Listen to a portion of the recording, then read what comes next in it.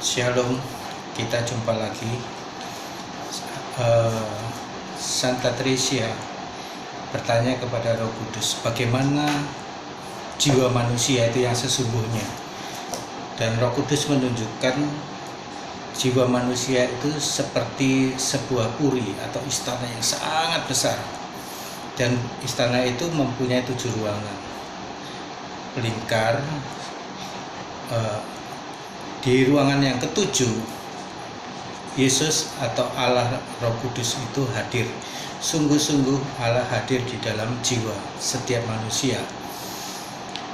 Nah, mengapa kalau Allah itu hadir di dalam jiwa manusia, tetapi kita manusia tidak bisa melihat cahaya Allah, tidak bisa merasakan cahaya Allah? Santa Tresia, Roh Kudus menggambarkan kepada Santa Tresia bahwa puri itu terbuat dari 1 butir berlian. Jadi kita bisa membayangkan berapa harga berlian yang besarnya sebesar puri. Tidak terhingga. Jadi jiwa manusia itu begitu berharga, sampai seluruh dunia ini hanya sampah, hanya bisa digambarkan seikat rumput jika dibandingkan dengan jiwa manusia. Entah itu pengemis atau pemulung atau apapun juga, itu hanya casingnya saja. Tetapi di balik casing itu, jiwa siapapun juga, jiwa manusia itu berharga, sangat-sangat berharga di mata Allah. Sehingga Allah pun harus turun ke dunia untuk menyelamatkan semua manusia sebisa mungkin.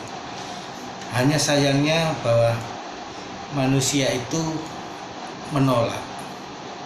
Jadi Yesaya pada bab pertama dari tulisannya, dia mengumpamakan begini: semua ciptaan itu tunduk pada Allah, bahkan benda mati, misalkan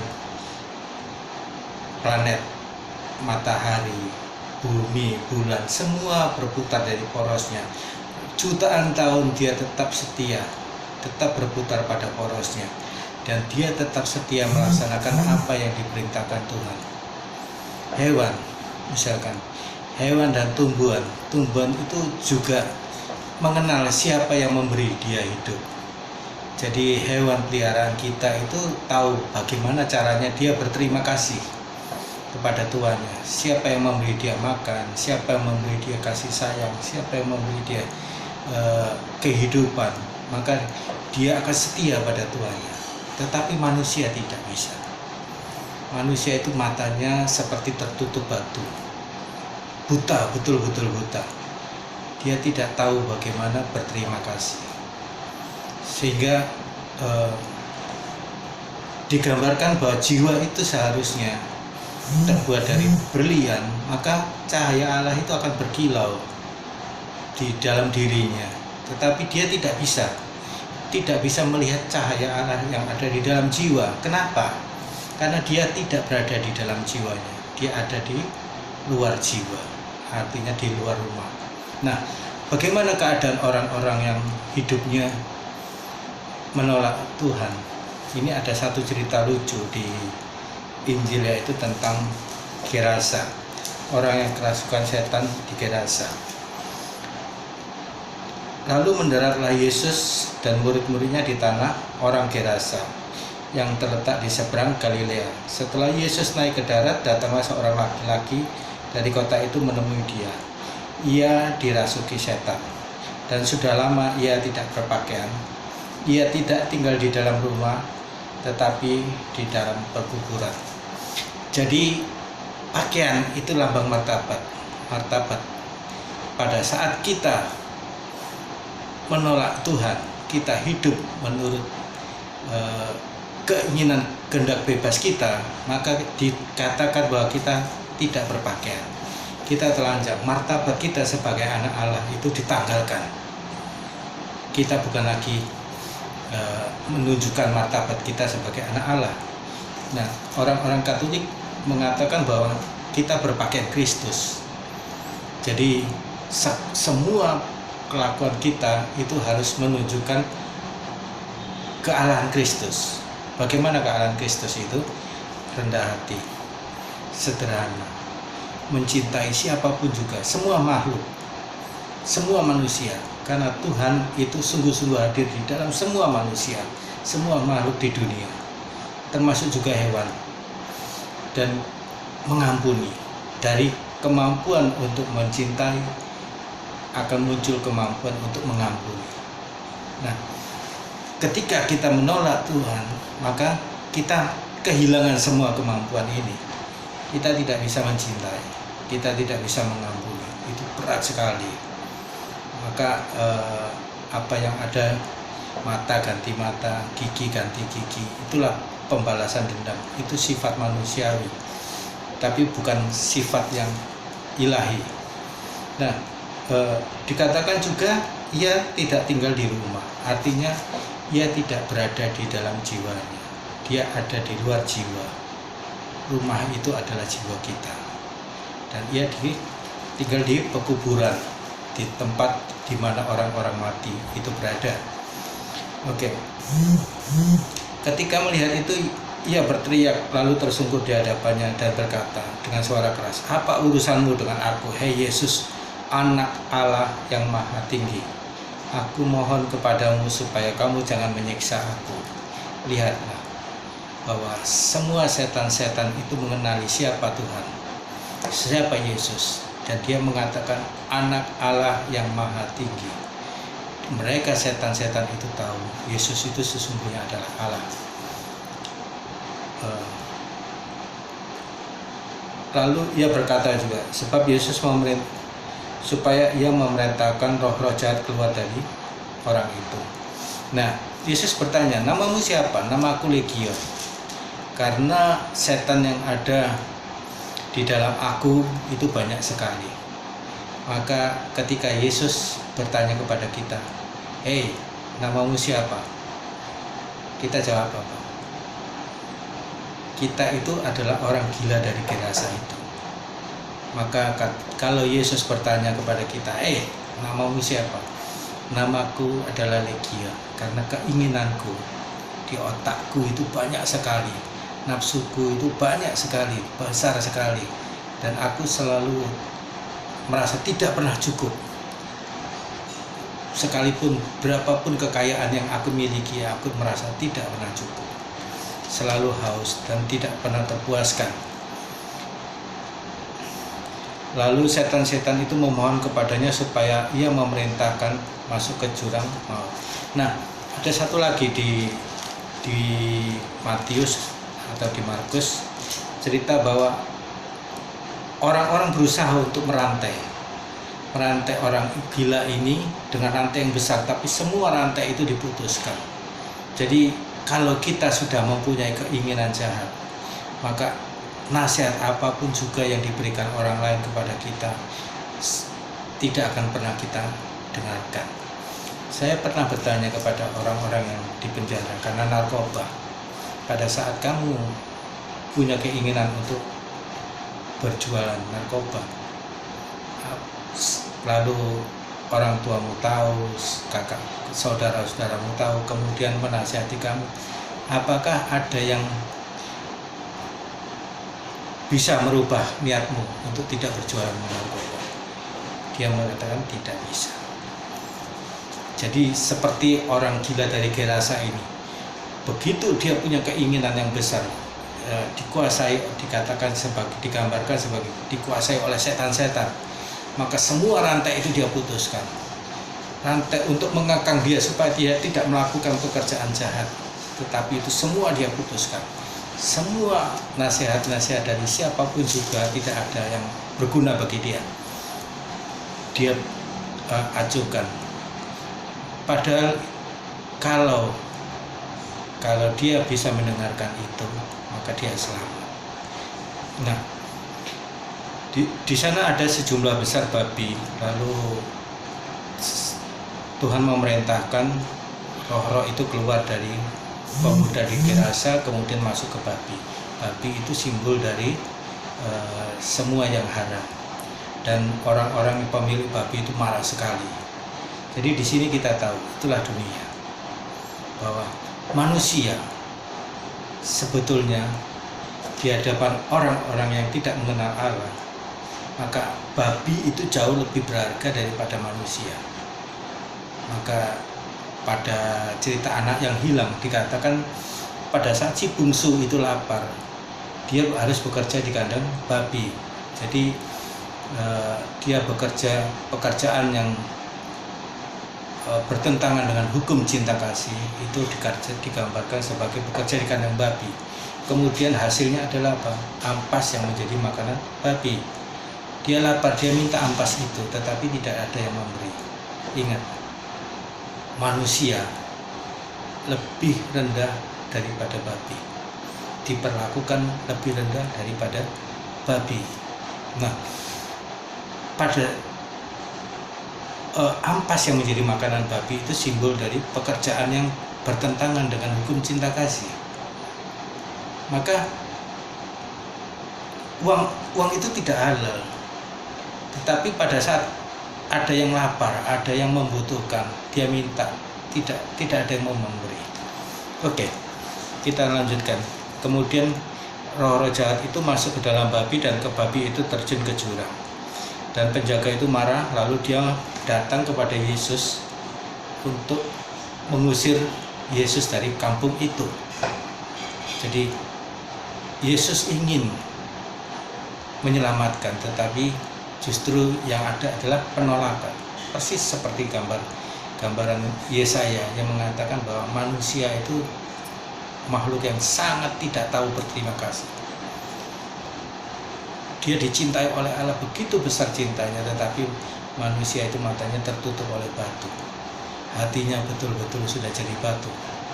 Nah, pada saat pemilik babi itu datang, dia melihat orang yang gila itu duduk di kaki Yesus, dan ia sudah berpakaian, ia sudah waras. Artinya martabatnya sebagai anak Allah sudah dipulihkan, dan orang yang dekat dengan Yesus itu adalah orang waras. Dia sudah waras. Maka pemilik babi itu tidak berani untuk menganiaya Yesus, tetapi dia hanya menyuruh Yesus untuk keluar lagi dari Gerasa. Jangan tinggal di situ ya. Karena bagi mereka orang-orang di Gerasa, babi itu jauh lebih berharga daripada manusia. Dan itu terjadi pada saat sekarang. Kita lihat begitu banyak anak yang kelaparan, begitu banyak orang yang sangat miskin. Lalu apa yang harus kita lakukan? Nah, banyak sekali yang matanya tertutup batu. Dia tidak peduli ada siapapun juga. Pernah satu kali ada orang bertanya, "Kok kalau engkau punya memberi hutang pinjaman kepada orang dan orang itu tidak bayar gimana?" Ya udah, saya relakan. Saya bilang, "Kok enak kalau saya orang-orang saya," dia bilang. Saya bukan berbicara tentang ras, tetapi dia menceritakan pengalamannya bahwa orang itu yang punya hutang sudah ada di balai, di tempat tidur, sudah mendekati kematian, masih tetap dicecar, dia diteror sampai dia harus bayar hutangnya. Dia tidak peduli kalau orang itu mati, yang penting hutang itu harus dibayar. Bagi orang-orang ini, babi itu lebih berharga dari manusia. Nah, itulah yang terjadi. Jadi kita hanya bisa waras kalau kita berada bersama Yesus. Kalau kita tidak berada bersama Yesus, kita tidak waras. Itu saya alami. Kadang-kadang saya selalu memproyeksikan, kontemplasikan, memeditasikan apa yang saya lakukan dulu. Kenapa saya sampai seperti itu? Banyak sekali orang-orang yang tidak mau berteman lagi dengan saya, dan itu harus saya terima karena saya memang tidak waras. Pada saat saya tidak menyerahkan diri sepenuhnya kepada Tuhan, saya tidak lebih dari orang Gerasa itu, orang gila di Gerasa. Saya orang yang sangat tidak waras. Tetapi ketika saya mencurahkan segala-galanya untuk mencintai Tuhan, maka Tuhan merubah semua. Nah, itulah yang saya alami. Itulah yang suatu proses. Yesus itu sungguh Tuhan. Mau percaya atau mau tidak, itu terserah kalian semua, karena keselamatan itu untuk kalian. Bukan kalian yang memilih Yesus, tetapi Yesus yang memilih kalian. Jadi kalau Yesus menjumpai hati yang begitu membenci dia, maka Yesus tidak bisa berbuat apa-apa untuk menyelamatkan kalian.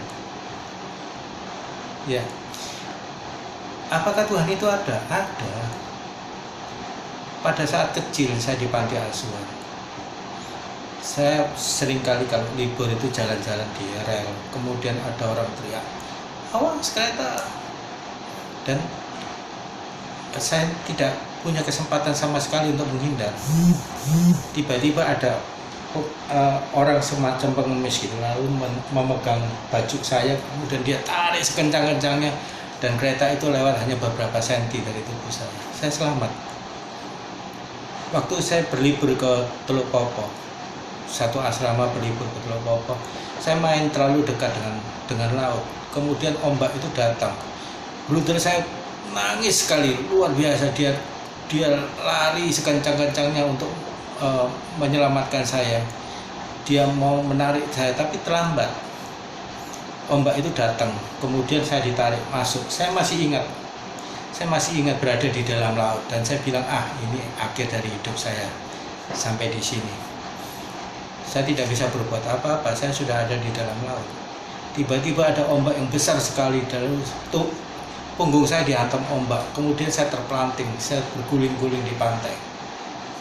Dan Brother Theo itu menangkap tubuh saya, lalu dia lari sambil dia menangis, dia memeluk badan saya itu, dia pergi menjauh dari pantai, dan saya selamat. Satu lagi, saya sering berbohong. Jadi saya ingin keluar dari panti asuhan. Saya tidak mau di panti asuhan. Saya ingin tinggal bersama papa mama. Jadi saya mengatakan saya sakit. Kemudian saya dibawa cek seluruh tubuh di Dr. Sutomo, Rumah Sakit Dr. Sutomo Surabaya. Kemudian diambil sumsumnya, lalu disuruh pulang. Di tengah jalan saya naik becak itu dengan mama saya turun untuk beli pepaya. Saya juga ikut turun, kemudian saya menunduk, berdiri sambil menunduk, dan itu posisi saya tidak pernah berubah lagi. Saya tidak bisa, badan saya kaku pada saya menunduk. Lalu tukang becak dan orang-orang itu beramai-ramai mengangkat saya ke becak. Sorenya saya ke dokter yang menjadi langganan, dan dokter itu bilang tidak mampu. Kamu harus pergi ke Profesor Dr. Suyunus, dan saya diantarkan ke situ. Suyunus ternyata sudah berdiri di depan pintu. Saya juga heran. Dia cerita pada saat sholat ada suatu suara, Yunus, tinggalkan sholatmu, ada orang yang harus kamu tolong. Dan dia tidak mau meninggalkan sholatnya, tapi dia mempercepat sholatnya. Setelah itu dia berdiri di pintu, dan ternyata orang itu adalah saya. Dan dia bilang, Yunus bilang, kalau sampai sumsum tulang belakang itu kering, maka ada dua kemungkinan, saya gila atau saya mati. Tidak bisa diselamatkan lagi. Untung masih belum kering, jadi saya langsung disuntik, dan saya bisa menggerakkan badan saya bisa tidur. Dalam 3 hari itu saya terus tidur, tidak boleh bergerak. Nah, saya selamat, tetapi kemudian saya menjadi pelupa. Saya punya sifat yang aneh-aneh sekali. Kalau belajar saya naik ke genteng, kemudian